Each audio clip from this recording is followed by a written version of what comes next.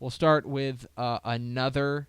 People voted this weekend. We don't get into politics, and we won't. Okay.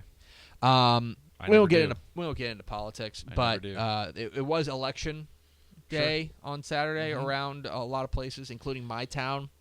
There were people who were like bullying me into voting. I was like, I don't know who's running. I was watching the guy I'm a in the totally neighborhood. uninformed voter. I was running errands yesterday. I watched the guy in the neighborhood with his truck driving around picking up all the signs. Like all the election team signs. lose. Yeah, I'm like, well, yeah. I do enjoy the idea of that. There's guaranteed to be a huge swath of people who are unhappy after election. Sure, day. yeah. It makes me happy. Anyway, democracy, baby. So in McKinney, of course, north of Dallas, residents approved a $222 million bond for McKinney ISD. Yeah. Good for them. $51 million in school renovations, $62.5 million for HVAC and plumbing and all that fun stuff, right? Good stuff. Let's be real. The real thing here is that they are going to build a new football stadium in McKinney.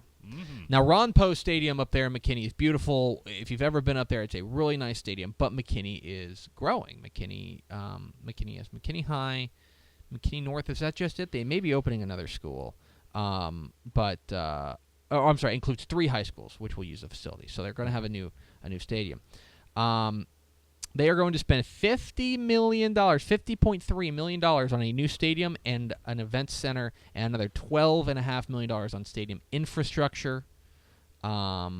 So yeah, that is it's a lot of money. That's a lot of money. Sports Day HS ran a poll about it, about the votes, and they said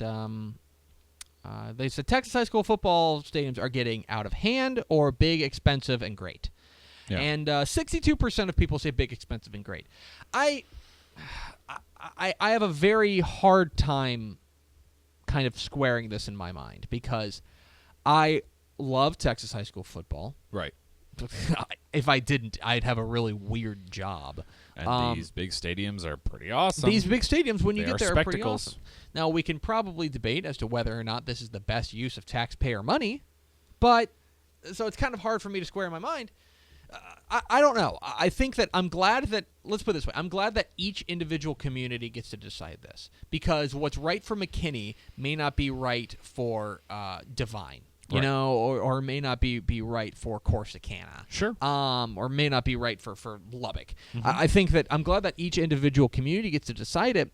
So they're gonna fork out $62.5 million, and this comes on the heels of Allen, of course, with their big stupid stadium. Katy, of course, is building a big stupid stadium. Who else is building a big stupid stadium?